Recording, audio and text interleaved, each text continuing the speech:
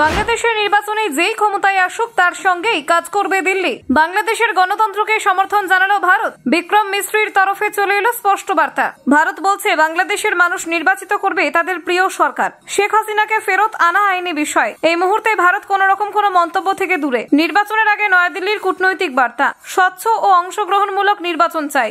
বাংলাদেশের নির্বাচন আর ভারতের প্রত্যাশা। ভারত বলল, স্বাধীনভাবে ভোট দিন, আমরা পাশে আছি।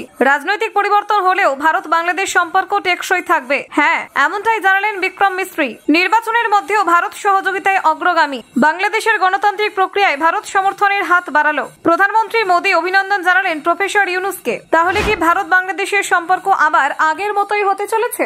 দেখুন, ভারত ও বাংলাদেশের সম্পর্ক দীর্ঘদিন ধরে বন্ধুত্বপূর্ণ এবং গঠনমূলক। দুই দেশের মধ্যে সাংস্কৃতিক, ভাষাগত, ধর্মীয়, ঐতিহাসিক বন্ধন গভীরভাবে প্রথিত।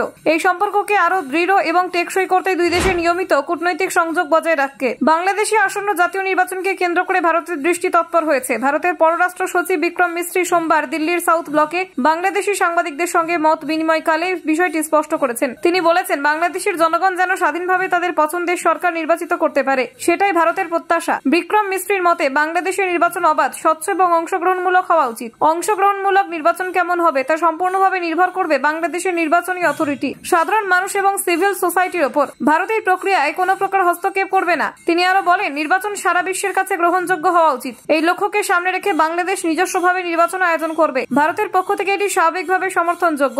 ভারতের পররাষ্ট্র সচিব মন্তব্য করেন, বর্তমান সরকারের কার্যক্রম চলাকালীন ভারত সবসময় তাদের সঙ্গে কাজ করছে। নির্বাচিত না হলেও ভারত সরকারের সঙ্গে যোগাযোগ এবং সহযোগিতা অব্যাহত রেখেছে। প্রধানমন্ত্রী নরেন্দ্র মোদী ইতিমধ্যে প্রফেসর মোহাম্মদ ইউনুসকে অভিনন্দন জানিয়েছেন। এটি ভারতের পক্ষ থেকে বাংলাদেশের উন্নয়ন এবং গণতান্ত্রিক প্রক্রিয়ার প্রতি সম্মান প্রদর্শনের প্রতিফলন। শেখ হাসিনাকে ফেরত দেওয়ার অনুরোধ বা কোনো রাজনৈতিক হস্তক্ষেপের বিষয়ে বিক্রম মিশ্রি বলেন, এটি একটি আইন এবং বিচারিক বিষয়। এই মুহূর্তে তার বেশি মন্তব্য করা উপযুক্ত নয়। বিক্রম মিশ্রি বাংলাদেশের নির্বাচনের স্বচ্ছতা এবং অংশগ্রহণকে গুরুত্ব দিয়েছেন। তিনি বলেন, নির্বাচনের ফলাফল যাই হোক না কেন, ভারতের সঙ্গে বাংলাদেশের সম্পর্ক অব্যাহত থাকবে। দুই দেশের সম্পর্ক শুধুমাত্র রাজনৈতিক নয়, বরং এটি সাংস্কৃতিক এবং ঐতিহাসিক ভিত্তিতেও দৃঢ়। এই সম্পর্কের ভিত্তিতে যে কোনো রাজনৈতিক পরিবর্তন বা সরকার পরিবর্তনও সম্পর্ককে প্রভাবিত করতে পারবে না। ভারত সবসময় উভয় দেশের জনগণের মানসিকতা এবং সুবিধাজনক পরিবেশ বিবেচনা করে সহযোগিতা চালিয়ে এসেছে। এই নীতি অনুসারে নির্বাচন চলাকালীন সময়ে সহমত এবং সমঝোতা বজায় রাখা হবে। পররাষ্ট্র সচিব আরো উল্লেখ করেন, ভারতের উদ্দেশ্য হল বাংলাদেশের গণতান্ত্রিক প্রক্রিয়ায় সমর্থন প্রদান করা এবং দুই দেশের মধ্যকার বন্ধনকে আরো শক্তিশালী করা।